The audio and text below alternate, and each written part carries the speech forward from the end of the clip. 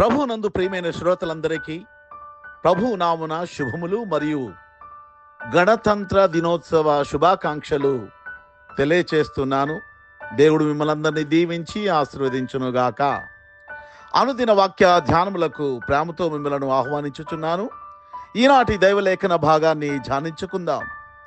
ఇర్మియా గ్రంథము 31వ అధ్యాయము 3వ వచనంలో ఈ రీతిగా వ్రాయబడి ఉన్నది: శాశ్వతమైన ప్రేమతో నేను నిన్ను ప్రేమించుచున్నాను గనుక విడువక నీ ఎడల కృప చూపుచున్నాను. దేవాది దేవుడు మానవాళితో మాట్లాడుతూ తన ప్రేమ ఎటువంటిదో, తన ప్రేమ ఎంతకాలం ఉంటుందో, ఆ ప్రేమను బట్టి ఆయన ఏం చేస్తున్నారో ఈ యొక్క మాటలో మనం గమనిస్తున్నాం. ఆ ప్రేమ శాశ్వతమైనది, ఒకనాటిది కాదు, స్వార్థపూరితమైనది కాదు. శాశ్వతమైన ప్రేమతో ఆయన మనలను ప్రేమించుచున్నాడు గనుక విడువక కృప చూపుచున్నాడు. కృప అనగా మనను రక్షణలోకి నడిపిస్తుంది. కృప ద్వారా మనము రక్షించబడుతున్నాము. ఆ కృప ద్వారా మనకు స్వాతంత్రం వచ్చినది. పాపముల చేతను అపరాధముల చేతను చచ్చిన స్థితిలో, పాప బంధకముల చేత బంధింపబడి, సాతానిక సంకెళ్ళ చేత బంధించబడి, విడుదల లేక స్వేచ్ఛ లేక మ్రగ్గిపోతున్న మానవాళిని శాశ్వతమైన ప్రేమతో ప్రేమించి ఆయన కృపలో మనకు విడుదల, విమోచన, స్వాతంత్రాన్ని దేవుడు దయచేశారనే సత్యాన్ని బైబిల్ గ్రంథము మనకి బోధిస్తున్నది. అందుకనే గలతీ పత్రికలో ఒక మాట మనం చదువుతాం. గలతీ పత్రిక 5వ అధ్యాయము 1వ వచనం: ఈ స్వాతంత్ర్యము అనుగ్రహించి క్రీస్తు మనలను స్వతంత్రులుగా చేసి ఉన్నాడు. కాబట్టి మీరు స్థిరముగా నిలిచి మరలా దాస్యమును కాడి క్రింద చిక్కుకొనకుడి. ఈ స్వాతంత్రము అనగా పాపము నుండి, ఆ భయంకరమైన నరకము నుండి, ఆ సాతానిక సంఖ్యల నుంచి, ఆ బందీలుగా బంధింపబడిన మానవాళిని ఆయన కృప ద్వారా స్వాతంత్రాన్ని అనుగ్రహించి ఈరోజు స్వేచ్ఛగా దేవుణ్ణి ఆరాధించడానికి దేవుడు మనకు చూపిన కృప.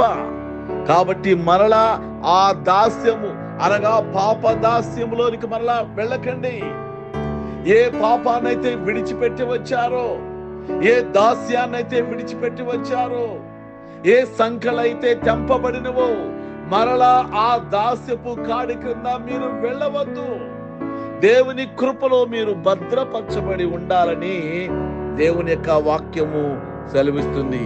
కీర్తనాకారుడు 145వ కీర్తన 13వ వచనంలో ఒక మాట వ్రాస్తాడు: నీ రాజ్యము శాశ్వత రాజ్యము, నీ రాజ్య పరిపాలన తరతరములు నిలుచును.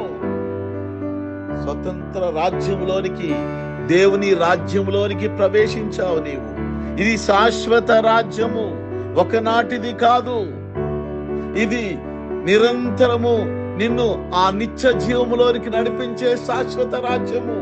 అక్కడ సంతోషము, అక్కడ నిత్యము జీవించే ఆ జీవిత కాలము, నిత్య జీవితము నీకు దేవుడు అనుగ్రహించారనే సత్యాన్ని ఈ మాటలో మనం చూస్తున్నాం.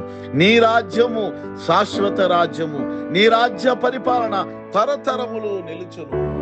ఎవరి పరిపాలనలో నీవు ఉండాలని ఆశపడుతున్నావు? శాశ్వతమైన పరిపాలన ఇచ్చే యేసే కాడి క్రిందకు వస్తావా? యేసే దగ్గరికి వస్తావా? నిన్ను నరకానికి నడిపించే సాతాను యొక్క ఆ బంధకాల్లో చిక్కుపడి, పాపము బంధకాల్లో విడుదల లేక, నీవు రాలేక బయటికి చిక్కుబడిపోయిన ఆ పరిస్థితిలోనే ఉంటావా? దేవుడు నిన్ను పిలుస్తున్నాడు శాశ్వత రాజ్యంలోనికి నేను నడిపించడానికి.